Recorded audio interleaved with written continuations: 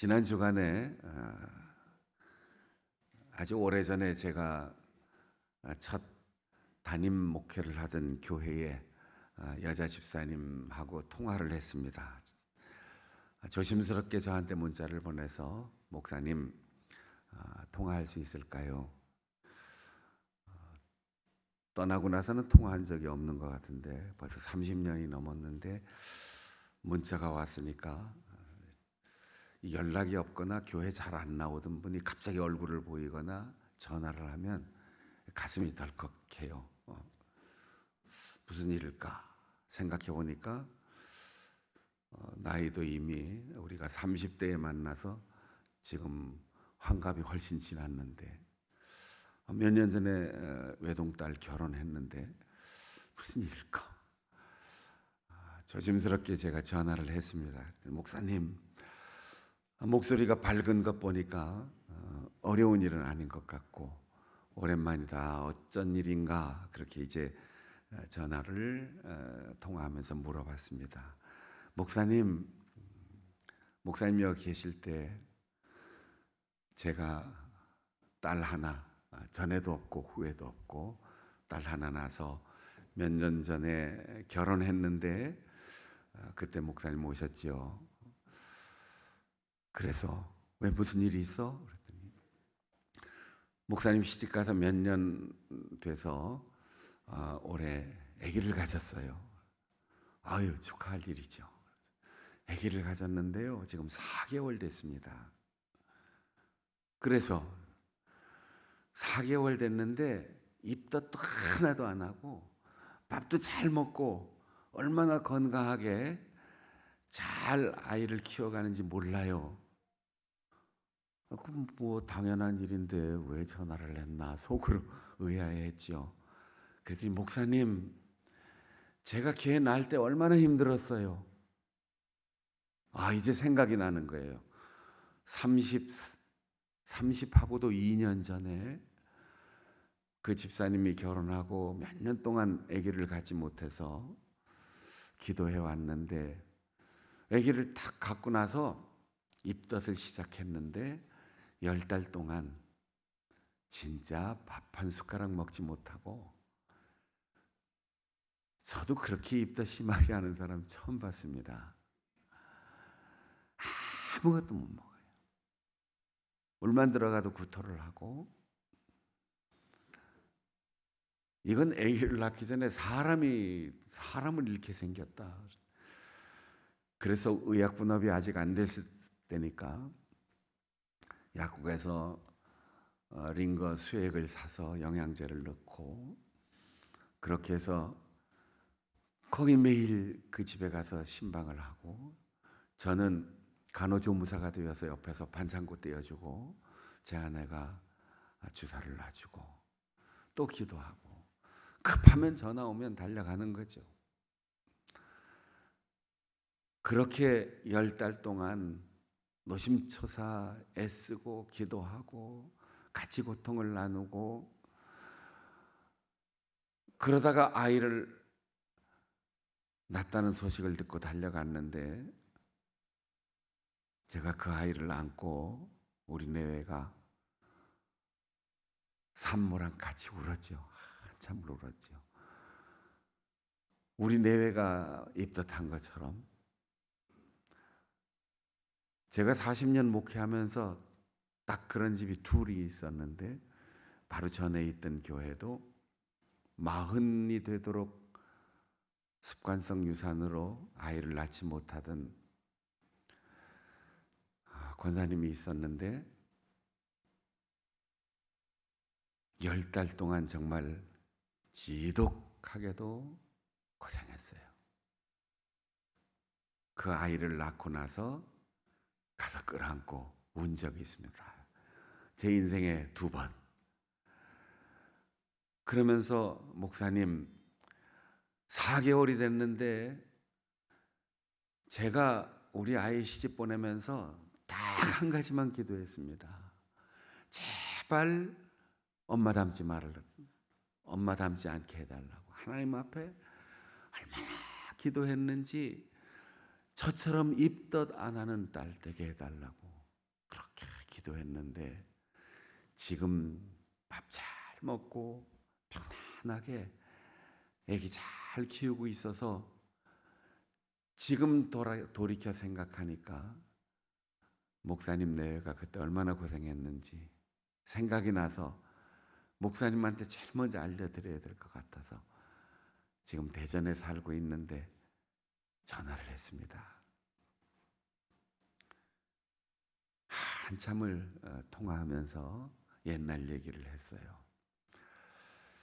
결혼하는 것, 아기를 갖는 것, 아기를 낳는 것 당대에서 끝나는 줄 알았더니 다음 대까지 이렇게 하나님께서 은혜를 계속 주시더라고요. 참 기쁜 소식이 들려왔을 때 그 감동이 오랫동안 남아요. 또 떠난 지 30년이 됐고 이제 그 다음 대를 이어서 자기 나이 된 딸이 아기를 가졌는데 잊어버릴 만도 한데 그때를 기억하면서 목사님 고맙습니다 하고 전화를 하는 그 인사를 받고 나니까 참 마음이 흐뭇했어요.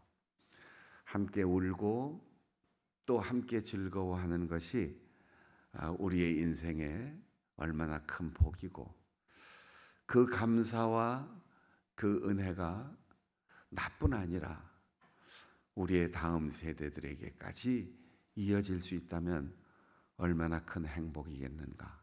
새삼스럽게 하나님을 경외하는 자, 그 아브라함의 복을 1000대까지 주시겠다고 약속하신 하나님의 그 신실하신 약속을 기억하게 되었습니다.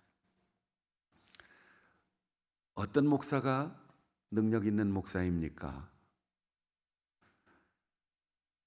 하나님께서 주시는 큰 은혜와 능력을 경험한 사람, 목사의 생김새와 신장의 크기나 몸무게, 학력, 그 어떤 언변보다도 하나님이 그 능력을 우리에게 주시는 통로로 사용되는 사람, 그 사람이 위대한 목회자요, 위대한 사역자일 것입니다.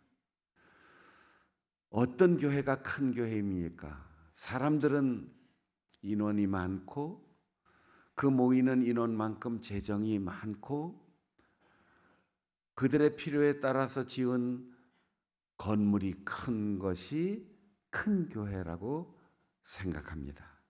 그러나 오늘 사도행전에 출연한 첫 교회, 우리가 늘 기억하며 돌아보아야 할 최초의 교회, 초대교회는 건물도 없는 교회였습니다.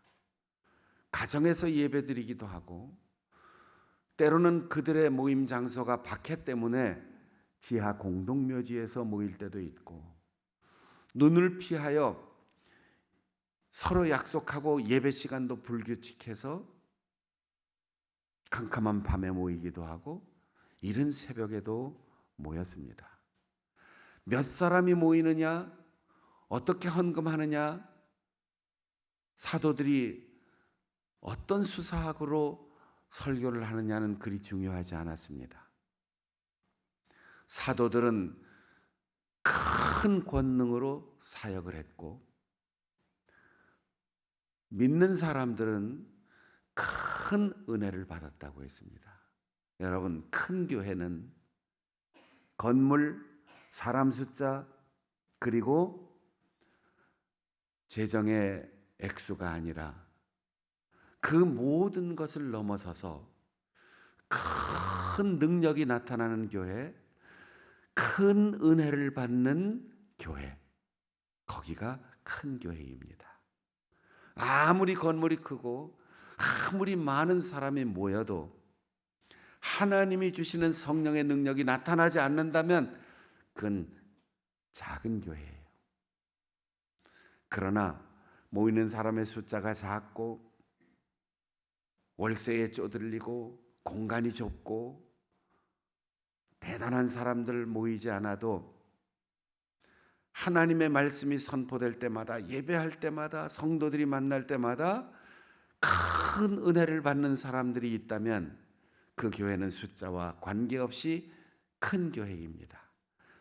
사랑하는 성도 여러분, 하나님의 필요와 목적에 따라 몇 명이 모이든 수십억의 예산이 집행이 되든 수천 평의 건물이 있든 그것과 상관없이 우리 장충단 교회가 예배할 때마다, 말씀을 들을 때마다, 말씀이 선포될 때마다, 교역자들이 신방할 때마다 큰 능력이 나타나고 우리 성도들이 언제나 세속적인 목적이 아니라 말씀 속에서 큰 은혜, 하나님께서 우리를 어루만져 주시고 우리에게 행복하게 해주시는 그 은혜를 누리는 우리 성도들이 있어서 정말 하나님이 보시기에, 하나님이 쓰시는 일에 큰 교회가 될 수 있기를 축복합니다.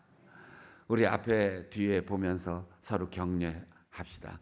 오늘 큰 은혜 받으십시다. 큰 능력을 체험하시기를, 우리 장충단 교회가 큰 교회 되기를.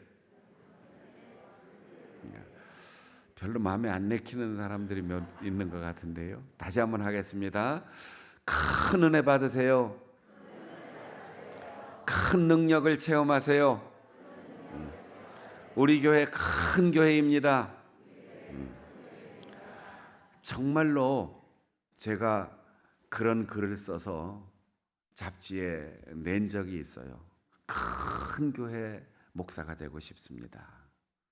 건물 크기 말고, 사람 숫자 말고, 유명하고 사회적으로 인정받는 사람들이 많은 교회 말고, 헌금 액수가 많은 거 말고, 말씀의 능력이 나타나는 교회, 사랑이 큰 교회, 남들에게 인정받고 칭찬받는 소리가 크게 들리는 교회. 그래서 큰 교회, 큰 목사가 되고 싶습니다. 그런 글을 쓴 적이 있습니다. 우리 모두가 그런 큰 꿈을 가지고 초대교회처럼 큰 교회를 이루어갈 수 있기를 바랍니다. 이 큰 교회를 유지하는 한 가지 원칙이 있었습니다. 그것은 믿는 사람들이 함께 모여 사도들을 통하여 권능이 나타나고 성도들 모두 큰 은혜를 받았는데, 그 신앙적인 변화를 통하여 그들의 삶에 실질적인 변화가 일어났어요. 그것은 아무도 자기의 소유를 제 것이라고 주장하는 사람이 없었다. 이게 무슨 말일까요? 내가 등기 권리증을 가지고 있는데, 내가 예금 통장을 가지고 있는데, 내 지갑에 돈이 들어 있는데, 내가 땅이 있고 집이 있고 내가 건강이 있는데 이게 다 내 것이 아니라고 주장하는 사람들이 모였다는 거예요. 조금도 제 것이라고 말하는 사람이 없었대요. 그러니까 크기의 한 부분도, 액수의 적은 숫자도, 그리고 5,000명씩 모이는 그 사람들 중에 아주 한 사람도 자기 소유를 가진 사람이 없다는 거죠. 세상을 사는 동안 세상 법으로 도장 찍히고 권리를 가진 수많은 재산과 현금을 가지고 있다 할지라도 하나님의 것입니다.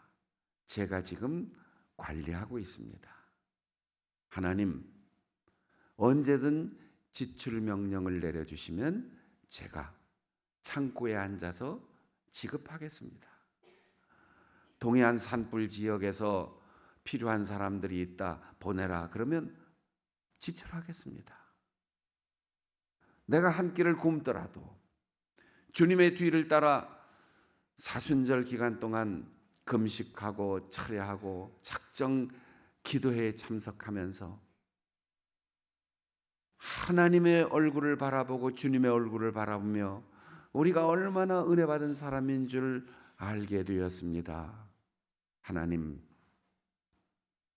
우리 이웃에 또 우리 교회 안에 경제적으로 어렵고 코로나 시대에 사업을 접고 끼니를 걱정하는 사람들이 있다는 사실을 알았습니다. 나를 지켜주시고 이 어렵고 두렵고 불안한 시대를 일상의 회복을 바라볼 수 있는 이 시기까지 지켜주셨으니 내가 이웃을 위하여 내 지갑을 열겠습니다. 보내겠습니다. 정의로운 전쟁보다 굴욕적인 평화가 낫다는 사실을 우리는 지금 알고 있습니다. 러시아가 아무리 정의를 부르짖어 자기들끼리 단합한다 할지라도 우크라이나가 아무리 우리가 옳다고 주장을 했어도 전쟁은 평화만 못합니다. 전쟁의 결과는 어린아이들과 아녀자들과 민간인들에게 엄청난 피해를 가져다 줍니다. 조금 마음에 들지 않아도, 조금 굴욕적이어도 평화를 유지하는 것이 가장 좋은 거예요. 남과 북도 우리가 어떤 명분을 가지고도 전쟁을 일으키면 남과 북은 다 같이 망하는 겁니다. 조금 뜻이 달라도 부부간에 서로 양보하고 이해하고 포용하면 전쟁이 일어나는 것보다 굴욕적인 평화가 가정에 이루어질 때 자녀들에게 행복한 가정을 물려줄 수 있습니다. 인간관계도 교회 신앙생활도 사회도 마찬가지입니다. 소유권을 다 내놓으니까 초대교회는 평화로웠어요. 믿음의 공동체가 자꾸만 불어나갑니다. 식민지 지배에 시달리는, 그래서 가난으로 먹고 살기가 힘든 홀로 사는 여인들과 고아들이 교회를 통하여 소유권을 다 내놓고 하나님의 지출 명령에 순종하는 사람들이 아무도 이의 없이 사도들의 발 앞에 자기들이 가진 것을 내놓았다고 했습니다. 사도들의 발 앞에, 발 아래, 이 표현은 다 맡긴다는 뜻입니다. 무조건 따라가겠다는 뜻입니다. 제자가 된다는 뜻입니다. 우리는 문화생 이런 표현을 쓰는데 이 헬라 사회는 조카, 발 아래, 이것이 제자요 그리고 순종하는 태도입니다. 발 아래 두었다. 내게 딸린 것이든 내가 관계된 인간관계나 어떠한 영향력도 모두 하나님께서 주신 것입니다. 이 고백으로 소유권을 다 포기하고 하나님께서 맡겨주신 것을 잘 관리하니까 너 업무 능력이 대단하구나, 참 잘한다. 창구 직원이 책임자가 되고 고위 임원이 되는 것도 오늘 우리 시대의 직장의 원리입니다. 사랑하는 여러분, 우리 모든 성도들이 하나님께서 맡겨주신 내 인생, 내 삶의 청지기인 것을 깨닫고 내 건데 어떻게 하면 내 것을 더 많이 늘려갈까 하는 이 세상의 생각이 아니라 하나님, 내가 맡겨주신 것을 하나님의 뜻대로 사용하겠습니다. 내 호흡도, 내 지혜도, 내 건강도, 나의 모든 영향력과 활동의 능력도, 나의 집도, 나의 땅도, 나의 지갑도, 나의 예금 통장도 다 하나님의 것입니다. 이렇게 초대교회의 이상이 바로 구제라고 하는 실천으로 나타났을 때 성서적인 기독교의 원형이 2000년이 지나도록 오늘 우리에게까지 전해지고 있는 것입니다. 사람들은 사는 동안 이상은 이상일 뿐 현실은 그게 아니야. 이상을 포기하는 사람들이 있어요. 그래서 현실과 타협하고 세속화되는 교회 그리고 성도들이 있습니다. 또 지나치게 현실에 집착하여 아예 이상이라는 것이 포기하기도 전에 없는 사람도 있어요. 그러나 우리는 어떠한 이상이라도 포기하지 않고 우리의 현실 속에서 실천하고 그 실천으로 차근차근 이상에 접근할 때 우리는 이 땅을 사는 동안도 하나님의 나라를 살아갈 수 있습니다. 사람들은 찾고 그리워합니다. 무엇을요?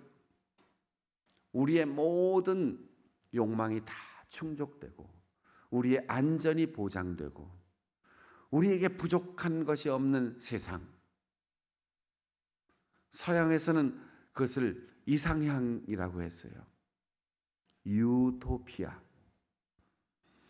여러분, 유토피아는 이 세상 어디에도 없어요. 전설로만 남아있는 겁니다.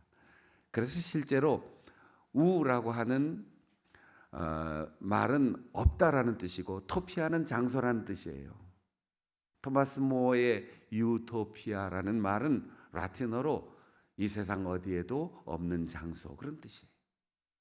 우리는 늘 그런 걸 그리워하지만 실제로 이 세상에 유토피아는 없습니다. 또 다른 근동 지역에서 이상향과 비슷한 우리의 삶 속에서 사람의 손으로 이루고자 하는 낙원이 있어요. 패러다이스라고 하는데 우리 교회 바로 옆에 패러다이스가 있습니다. 낙원이 있어요.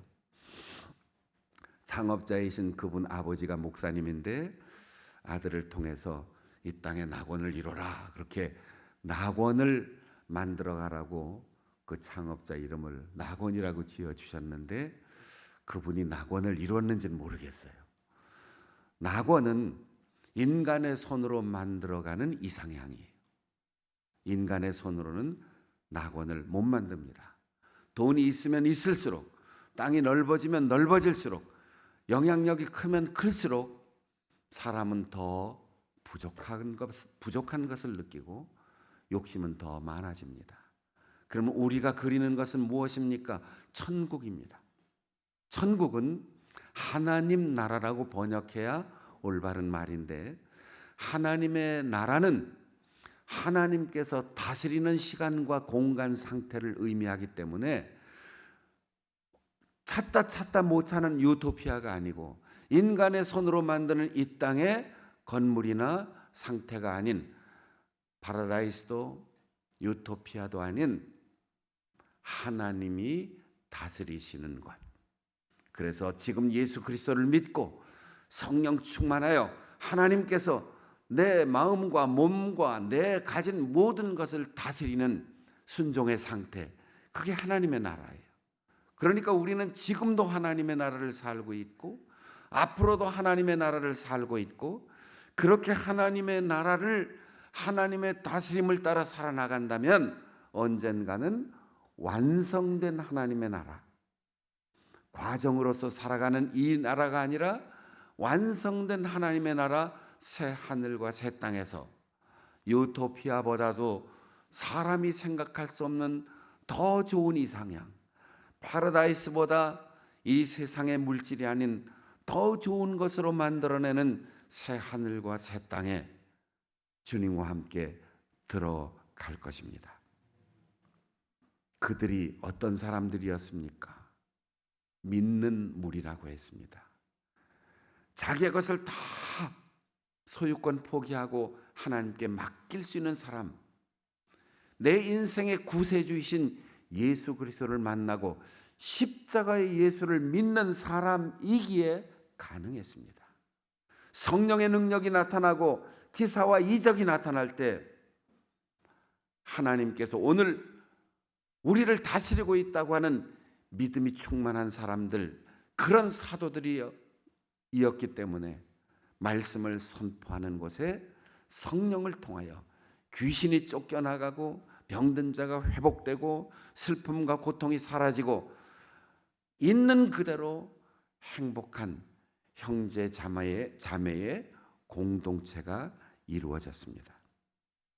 사도행전 2장 43절에도 믿는 사람들이 함께 있어 모든 물건을 서로 나누었다고 했습니다. 4장 4절에도 말씀을 들은 사람 중에 믿는 자가 많았다.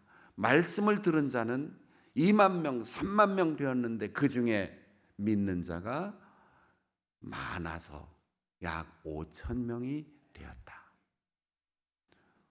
오늘 예배에 참여하는 우리 장충단교회 성도 여러분, 온라인 오프라인 상관없이 함께 예배하는 여러분 모두가 믿는 자가 되어서 하나님의 능력을 경험하고 하나님이 주신 한없는 그 큰 은혜를 모든 사람에게 복음으로, 물질로, 기도로 나누어 줄 수 있는 그런 큰 교회의 성도, 큰 믿음의 사람들이 될 수 있기를 바랍니다. 예수님으로 살고 예수님으로 죽고 예수님께서 주신 것 예수님의 뜻대로 살아가되 이상을 포기하지 않고 현실에 충실하게 그 이상을 실천함으로 이상과 현실 간의 이 멀리 있는 갭을 가까이, 이 세상에서 가장 거리가 먼 것은 우리의 가슴과 우리의 손입니다. 가슴에서 느끼는 대로, 머리에서 생각한 대로 우리의 손과 발이 움직여서 이상과 현실이 아무런 두려움과 불안, 모순 없이, 열등감 없이, 자만심 없이 늘 이 땅에 하나님의 나라를 이루어갈 수 있는 우리 모든 성도들이 될 수 있기를 바랍니다. 우리